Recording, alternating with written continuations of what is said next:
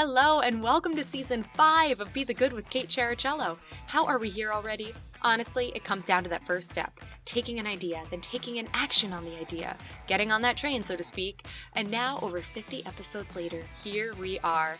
And that's a recurring theme with every guest. We all have the power to make a difference. And once we take the first steps, we can amaze ourselves with what we are capable of and how we can make the world a better place. Be the Good with Kate is all about people doing good in the world while following their passions. Good for their own souls and for others. I get so excited about each and every episode of Be the Good to share with you, and I hope you find inspiration in these people and stories. If you're new here, welcome, and if you're returning, thanks so much for your support. I'm so glad you found Be the Good and would love to hear from you. If you also want to continue to spread these stories of good news, I'd be thrilled if you shared via Instagram, Facebook, email, however you can. Every share, subscriber, like, review on podcast platforms, comment, and so on helps me to share these guests' wonderful works to more people. Thank you for your help in this. Now, on to this week's episode. Let's spread a little more goodness in the world.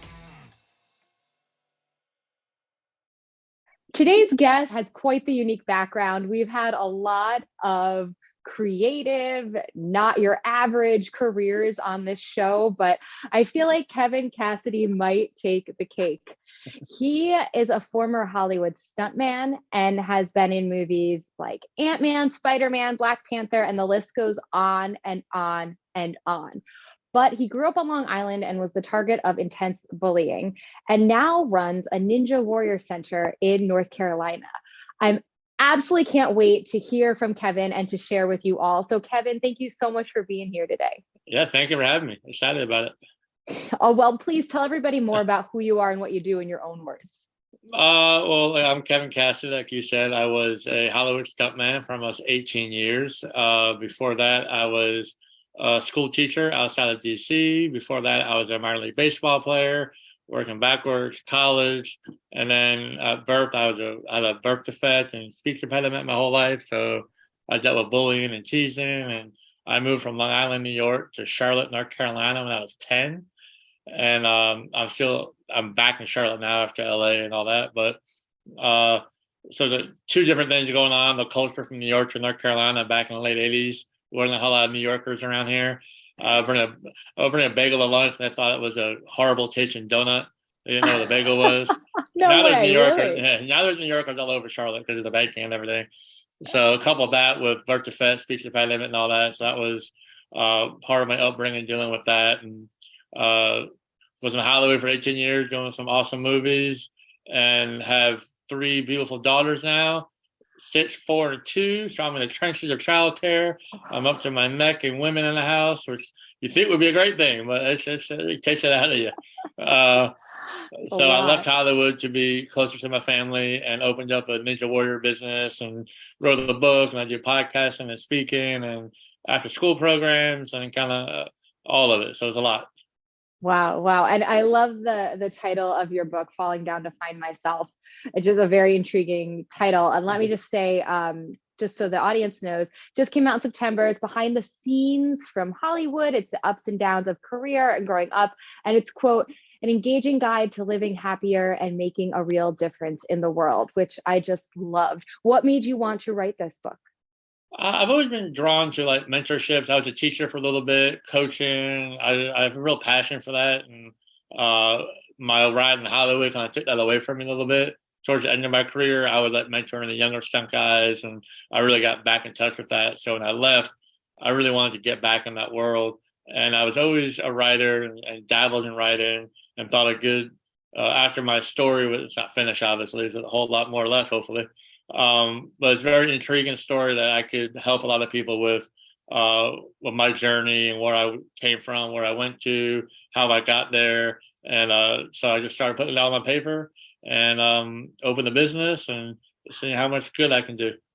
Amazing. So now I need to go all the way back. So let's take this step by step. How did you go from your school years into minor league baseball? So that was a pretty easy transition. You play baseball in college and you get recruited by pro scouts and you sign a contract. And I was I signed pretty late. I wasn't a big money guy. So I played a year, kind of knew I wasn't really good enough to make it to the big league. So I checked it out of the box and I went to teaching in Baltimore. And then the Baltimore jump from teaching to the stunt world was a pretty big gap there. That wasn't a straight shot. Not many people do that. No, and with the shift from college playing sports, when was there, I should say, a shift from that being bullied to being respected for what you can do? A little bit more on that. Yeah, I would say that big shift happened when I left. I went to a junior high, so it was seventh, eighth, and ninth grade. And my high school was 10th, 11th, and 12th. Okay. So the junior high was pretty rough. We had a gang fight in 7th grade. It was rough and tumble school. So bullying was happening anyway, let alone what I brought to the table. And I never really backed down, and I probably made it worse than it could have been. I'm a fighter. I'm a football player. I was a good athlete, so I didn't duck away from it, which probably I learned a lot because of that. But it wasn't always the right decision. So when I went to high school, I went to I think kids mature. Once you get to high school, you're worried about your popularity. Not where I think bullying kind of subsides a little bit because kids are more mature there anyway, or at least in my experience. I had a relationship with a lot of these kids, and I've said this before on other podcasts and in my book. Bullying wasn't 100% of my life; it was maybe 20%. So it's still 80% of good relationships and playing ball, and it's not all of it. And now with social media and everything, getting on a soapbox, but you can't get away from it as easy as it could then. It ended. One thing happened at lunch. I got beat up and bullied. Nothing else happened until like 2 days later. Like I had a big gap to like recover myself and build my confidence for the next attack or whatever. Where now with social media, it's really hard to get away from it. So, but that's how it is different now than then. So I don't know if that answered your question. I went off on a tangent there, but no, absolutely, and agreed about social media. Oh my gosh! But I really like what you said too about it wasn't your whole life; it was 20%. You had 80%, and like it's an important reminder for people too, right? With whatever the challenge is, the challenge isn't your whole being. There's so much more to a person. So I'm glad you said that too. Yeah, and you can make it your whole being. Like you can internalize that, and that's exactly what it is and who you are. And in my book, I talk about who you are versus what you are. I was a bullied kid in high school. That transition, kids were nicer. I was on the varsity team. I got popular pretty quick because I had a good charisma, and I learned a lot from my being bullied days. So that transition was pretty quick, but I wasn't the popular kid. I wasn't the form kid. I wasn't a star athlete. I wasn't the stuntman or a baseball player. That was never who I was. That was just what I was. So having a good focus on that has really helped me. That's something I try to portray in the book. Oh, that's an excellent point. So going with that, then the path continues. You're a teacher, and then you're a stuntman. How did we wake up one day and have that happen? Mom was not happy, first of all. And then, so when I was teaching, we were watching a sport called slam balls, like full contact basketball on trampolines. It was on national TV for a couple of years. We watched it, had a beer in the middle of the night. We watched slam ball. It came on after like WWE wrestling or something, WWE wrestling. And a year later, they had a tryout for it, a nationwide tryout for the slam ball sport. So me and a couple of buddies went to Philadelphia. We're living in Baltimore. He was from Philly, so it's kind of let's go to Philly, hang out with my family. We go to the slam ball tryout, and we'll make a weekend of it. Cool. I made it. So I got shipped to LA, and I was teaching at the time. So I told my principal, listen, here's what I got in front of me. I'm 22 years old. I got a free ride to LA for 2 weeks. I can get cut at any time and come home, or I can make it, and I'll be there for like 4 months. I'll probably get cut in a week. I wanted a free ride to LA, but if I'm going to burn this bridge, I'm not going to take it. What do you want me to do? She was awesome. You always have a job here. Don't worry about it. You're young. Go to LA. Have fun. I'm like, great. Now you got to tell your mom. So I went to LA and I made it. I made this sport. It was in LA for 4 months. I was on TV, did the whole nine there. A couple of people I met in that world were stuntmen. So then transitionally going back to teaching, to staying in LA, I kind of got in with some stunt people. Here's what they do. They do movie, TV shows, and video game motion capture and commercials, and learn that whole world a little bit. Ended up on one of my buddy's couches out in LA, and just went to another tryout for the movie called The Longest Yard. Adam Sandler, Burt Reynolds, and Michael Irvin, Nelly, Terry Crews, all these guys. And I made that tryout and got on that movie and made a lot more money than I ever made teaching. Had a great time, met a lot of good friends. So I'll stay in LA and ride this wave as long as I can. And then 18 years later, I'm looking to get out of it because I got a family now. Yeah. And I can imagine that your body too, right? If the physical demands must have been quite something. Yes, it's a young man's game, but there is a progression and a ladder to get behind the camera. So all the football movies, I did motion capture for Madden, NFL Madden, Okay. motion capture for like Halo, and of course all the movies and falling downstairs. That beats you up. But then you get to where you know people and you get hired to do the fight choreography or the stunt Mm, rigging or do the budgets, and you're on the core team and you're the person involved in doing like building the team of stunt people who are going to do the movies. You train the actors, you do the fights. So I got behind the camera in my last about 8 years, which was a lot easier on my body, but the hours are 10 times more. Your phone's always ringing, something's always changing. Now you're on the administrative side of that, $500 million movie that comes up and goes away in 9 months. So yeah. it was fun, but again, young man's game, and now a Wow. great time to be a family man. Okay. So then coming back here to North Carolina, what made you decide to open this gym to write this book and all So that goes with it? I wanted to open a multi-sport franchise, multi-sport business, football, baseball, basketball, bigger, stronger, faster kind of thing. And that was my plan. Even from college, I had business plans, and I had investors lined up, and I had all these different business plans I was going to do. And then I found the Ninja Warrior space, which I really liked, because of football, baseball, basketball, any of the big sports, if you're good at 8 years old, they're trying to monetize you. They're coming to get you to play on this travel team. Come here. They just suck the soul out of it at such an early age. I didn't want to be involved in that. And the Ninja Warrior, parkour, X Games mentality, motocross guy, I just love that vibe, that community. So I wanted to start something that had to do with that. And I found Ninja Nation, which is a franchise. I'm the second ever franchise owner of Ninja Nation. I had my own business plan, the building design, everything done, and doing that research, I found Ninja Nation to kind of like figure out how they're doing it, what their payroll is, what their revenue stream is. And the more I talked to them, the more I aligned philosophically about what they were doing. Right. I decided to partner with them and open up one of their locations, because my Okay. ROI was about being home with my family. And if I Nice. opened my own business, I'd be working there 90 hours a week, and Sure. might as well do another movie at that point. Absolutely. So now if you met someone on an elevator, you have an elevator pitch for what is Ninja Warrior, Ninja Fitness, this whole world for someone who has like not been on social media for the last decade, has no idea what the television shows are. How do you explain it? We call it, it's 11,000 square foot facility we call it play, train, and compete.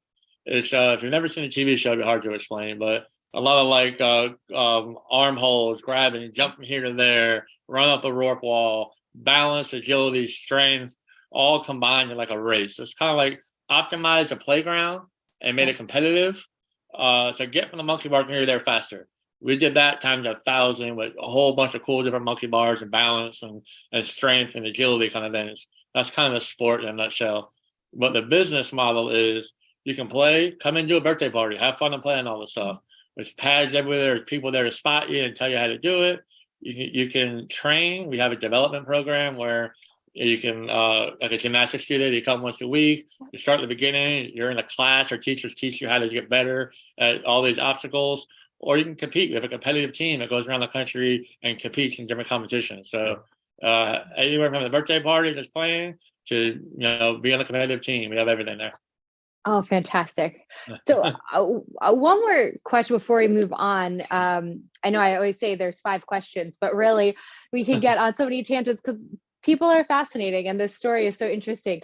You made a mention about the who you are versus what you do. Mhm. So when you were in Hollywood in this 90, 100, however many hour per week job, how did you find a balance with the who you are versus what you are?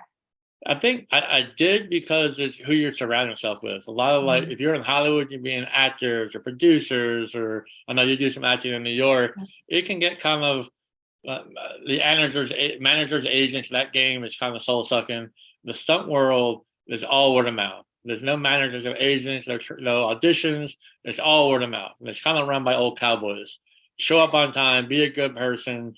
Don't be just get your job done, be athletic. Don't tell somebody you can do something you can't, because you're going to have to do it. And we're going to find out something in like 10 minutes. So, do that. And that kind of builds a community of like-minded people who are ex-athletes, who are grounded, who are humble, because we're in this, there's 1,000 people behind me wanting this job. So if I don't show up on time, that guy can fire me in a second. Another guy's, I'm replaceable. So that community in the stunt world in Hollywood really helped keep you grounded in your who rather than your what. Because you might go from running, be the head of a huge movie like Ant-Man, and the next day you might be working for one of your buddies, cleaning pads and helping him get a car ready for a car scene the next day. Because everyone kind of comes from the bottom and works their way up. So the humility that is accomplished in the stunt world really makes it easier in that little subgroup to stay grounded in who, not what. Oh, that's great to hear. Yeah. So what are some good news moments, whether, and you have a long history that you can pick from way back, or if it's right now that the book just came out in September, if there's been people giving you feedback, if there's good news moments from people you've worked with in the past, or for yourself, that has been a part of the work you've done and because of the work you've done. So many good news moments. Like I only made the first movie I tried out for because a woman who knew me from slam ball vouched for me. I didn't know that till years later. They wanted to cut me. I wasn't good enough to make it. And I found out that this coach said, I'll give him a shot, but because this one lady put her job on the line for me to do it. Wow. And I did a great job. And that guy hired me 10 times since. I was his go-to guy for years. So that's the good news. You never know who you're in front of, and putting your best self, show up on time, be nice, work hard. It's not complicated. Then random people are going to just vouch for you for something else. You never know what's going to happen. So that was a very tangible good news moment that led to my whole career and my path. Then having my kids and the feedback I'm getting from the gym and the parents and the book, I'm doing podcasts like this, and I'm working with a friend to build a curriculum around the book and the Hoover at West philosophy to go out to high schools and colleges to teach that to other schools. That just started a couple of weeks ago, kind of built momentum. But everything's kind of like leading to more good news and more be good stuff. So that's all awesome. Oh, I love that. And are there any mantras, sayings, quotes that have gotten you through, especially when things get tiring and tough? Yeah, one thing that always kind of comes to mind is someone that, I don't know when I heard it, but it was, everyone is the main character of their own book, and you're probably not in it. It really helps you have empathy about, it's not about you. It takes that little window, a little mirror up to your face about how narcissistic you might be. Like, why this person did it? It's not about you. It's about that person's the main character in her book or his book. It's not about you. So that's kind of grounded me in some disappointing moments I had. And, didn't get the job, didn't get the part, couldn't pay my rent. You can try to blame other people for it, but you're not probably in their book. They're doing their own thing. So keep it in-house and take care of yourself, and it keeps the narcissism and the ego down. I think that little saying that I heard years ago. It's a good one. If someone came to you and they wanted to make a difference, they just knew that was what they wanted to do, but they didn't know where to start. They didn't know how to begin. Is there any advice you'd give them? I would say begin from within. You have to fix yourself and be grounded in who you are, be the most genuine article of yourself before you can really effectively help other people, in my opinion. I mean, there's a lot of charlatans out there. There's a lot of people who are flashing on social media that think they're helping people. But the really organic, genuine people, I think, do the most good. So get to that place first, however you have to do it. And then be okay, be vulnerable, put yourself out there. Like, I could have wrote a book about how cool I was as a stuntman, I met all these movie stars. How cool. But most of my book is about how I failed and how I was bullied and, and all that. So being vulnerable is huge. And then put yourself out there. There's so many Facebook groups, blogs, posts. Start writing, talk to different people, and you'll, like, even the last month after the book came out, all the podcasts I'm doing, I found so many avenues I can maybe follow to help people I didn't even know were there. Just put yourself out there, and then you'll find out what path is best for you. But do the internal work first. Don't worry about being vulnerable. Then put yourself out there to find the path that's best for you to make the most progress. So good, and such a needed reminder, right? I love that you said that, do the internal work, and then it's the do something, and then just make the start, make the move. And in the beginning of your book, you have a Carl Jung quote I wrote down because I wanted to say it out loud too. The most terrifying thing is to accept oneself completely. And I just said, I have to ask Kevin, why did you pick that one? And because I can guess why, but I want to hear why. Well, you are all the versions of yourself, all the versions you've been. You can't erase the bad decisions or regrets. Like completely me is the bully kid who used to cry and write poems. Also, the linebacker used to beat other kids up on the football field. Then the stuntman, and then the mentor, then the coach. That's all me. So if you forget some of it, you won't be you won't be as evolved as you can be. Well, Kevin, I have so enjoyed getting to talk to you today. Please tell everybody where they can find you, the book, and just everything about you online. The book is on Amazon and everywhere books are sold, is what my publisher says. But I have a website, it's kevincast.com, KevinCass.com. And podcasts like this are all links on there for other podcasts I've done. I have a Substack I'm starting to write. I'm doing that weekly. The book is everything about the book on there, Falling Down to Find Myself. My speaking engagements, and I'm working with the school for the curriculum, all that stuff. My email's on there. Just email me and figure out a way that maybe I can help you or someone around you. And yeah, put yourself out there. That's it.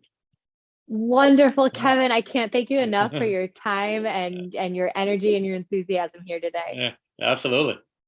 Thanks so much for listening to Be the Good with Kate Cherichello. Whether you're listening on YouTube or via podcast, it would mean the world if you liked, subscribed, and or left a review. You heard about the good? Now go out and be the good in your life this week. If you have stories of good news that need to be shared, please send me a message. Thanks again, and have a great week.